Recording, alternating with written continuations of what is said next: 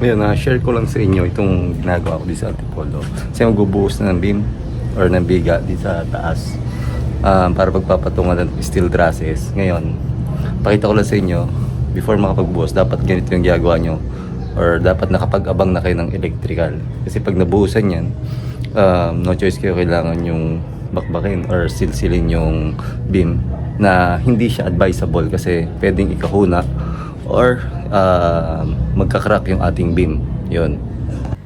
Yan, dito is pagkatapos itong beam nila, halos pag napaikutan nila or nabuo na lahat ng bakal, formworks naman yung ilalagay nila. Mas maganda mailagay natin yung mga PVC ng switches or mga switches para hindi tayo maipit or maabutan ng pagbubuhos nila ng beam. Yun, kapag binuhusan na yan at hindi natin abangan, then kapag nag-chisel tayo, pwede makompromise yung strength ng beam. Kung mapapansin nyo, nakakatapos na sila maglagay ng beam. Ngayon, sidings na lang.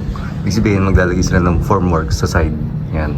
Kaya ginawa ko, most common kasi yung mga papuntang switch, yun, naka-chisel yun, or pataas yun yung linya nun. Ayan, kaya chinisel ko na, yan, lalampas yan. Ito yung iabang ko na PVC dyan. Tapos lagyan ko na rin ng junction box, utility box. Yung utility box, kaya kabit ko na rin yan before makapag-plastering. Kasi kapag nakapag-plastering na, yun, ang magiging problema niyan,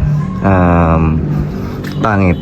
Kasi ilalagay natin, pero minsan kahit na pinturahan na, nabakat yung silsilan yun sa pintura. At the same time, mas matarbaho. Kasi kumaga, finish na tapos sisirain nyo pa. Mas magastos pati.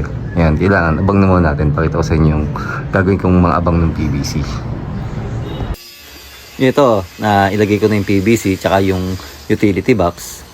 Pwede na nila nilagyan ito ng formworks or sidings para makapagbuhos na sila. Tapos pwede na rin silang mag-plastering after nyan. Kumbaga hindi tayo makakaabala sa kanila. At the same time, yung gawa natin is